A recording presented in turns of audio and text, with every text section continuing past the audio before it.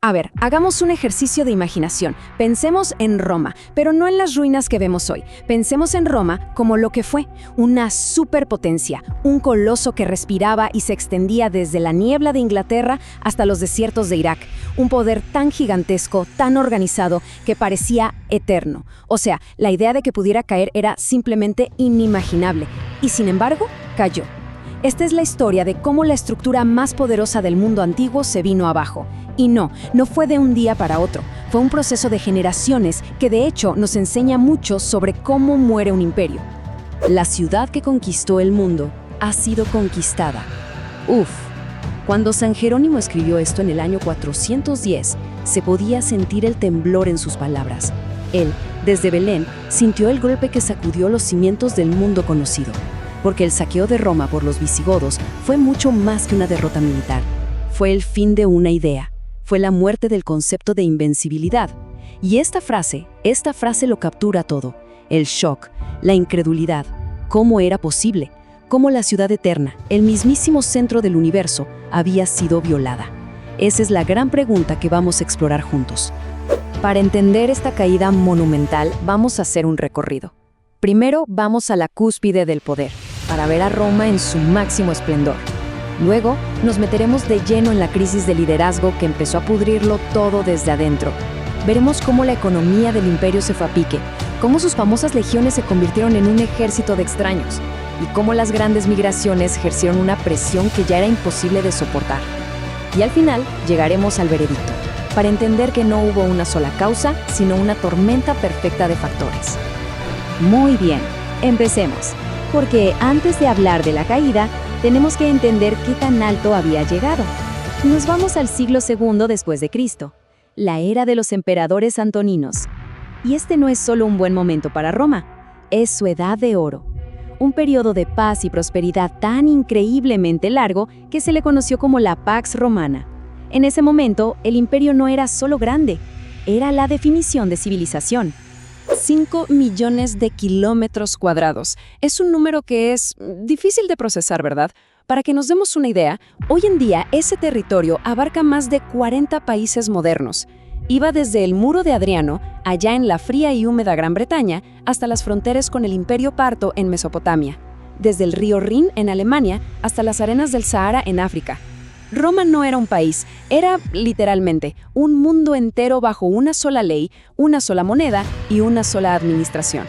Y dentro de este territorio inmenso vivían cerca de 70 millones de personas, aunque algunos cálculos modernos sugieren que la cifra podría ser de hasta 100 millones.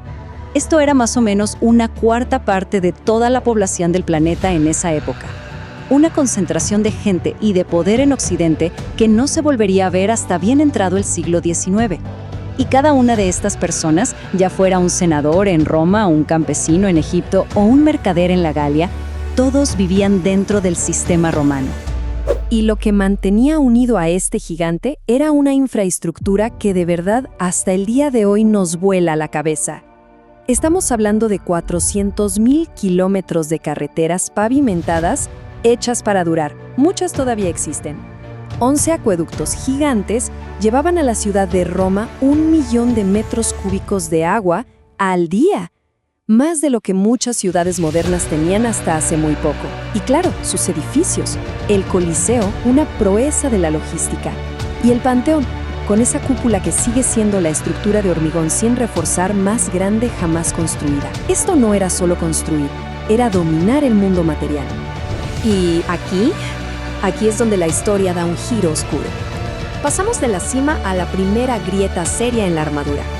El largo y lento declive de Roma no empezó con un ejército enemigo en la frontera. No, empezó en el Palacio Imperial, con un fracaso catastrófico de liderazgo. Porque la podredumbre, como casi siempre pasa, empezó desde arriba.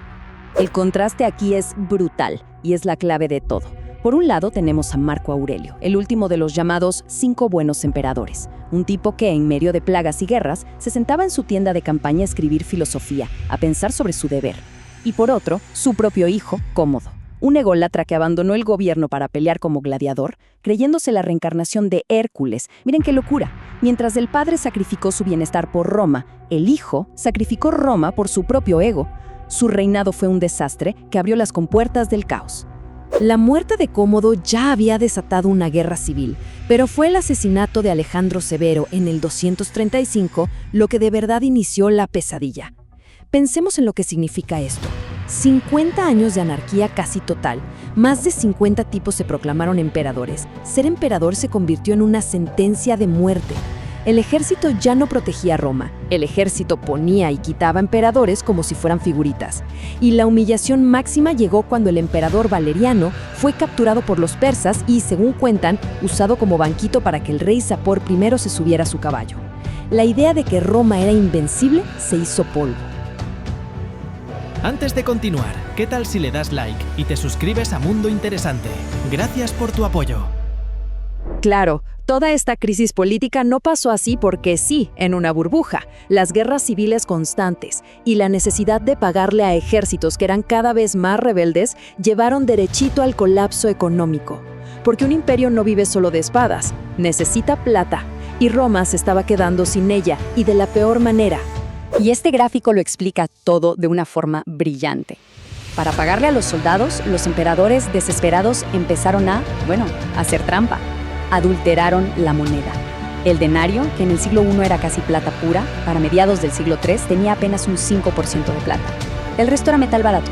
O sea, esto que vemos aquí es el manual de cómo crear hiperinflación. El dinero dejó de valer, los precios se fueron a las nubes y los ahorros de toda una vida se esfumaron. El motor de la economía romana, sencillamente, se fundió. Entonces, lo crucial es ver este efecto dominó. La moneda sin valor fue solo el principio. Los impuestos se volvieron brutales para tratar de cubrir los gastos. El comercio, que era la sangre del imperio, se detuvo porque las rutas eran peligrosas y el dinero no era confiable. La gente tuvo que volver al trueque, imagínense eso. Y el tiro de gracia llegó en el 439, cuando los vándalos conquistaron el norte de África. Esto no fue solo perder una provincia, fue perder el granero que alimentaba a la propia Roma. Y un imperio con hambre es un imperio que se está muriendo.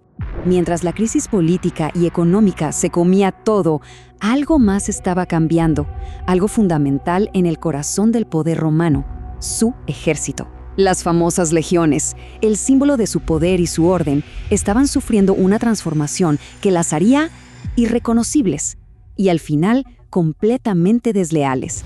Siempre tenemos esta imagen en la cabeza, ¿no? Hordas de bárbaros salvajes arrasando con la civilización. Pero la realidad es mucho más complicada y la verdad más trágica. Los bárbaros no destruyeron Roma desde afuera, al menos no al principio. De hecho, fue Roma quien los invitó a entrar. La transformación de su ejército fue una especie de suicidio en cámara lenta. Y este gráfico lo deja clarísimo. El cambio es brutal. En el siglo I, un legionario era un ciudadano romano, leal a la idea de Roma. Pero con el tiempo, a los ciudadanos ya no les interesaba servir en el ejército. El imperio, desesperado por soldados, ¿qué hizo? Empezó a contratar mercenarios germánicos por montones, los llamados foederati. Para el siglo V, el ejército de Roma occidental estaba compuesto, en su mayoría, por ellos.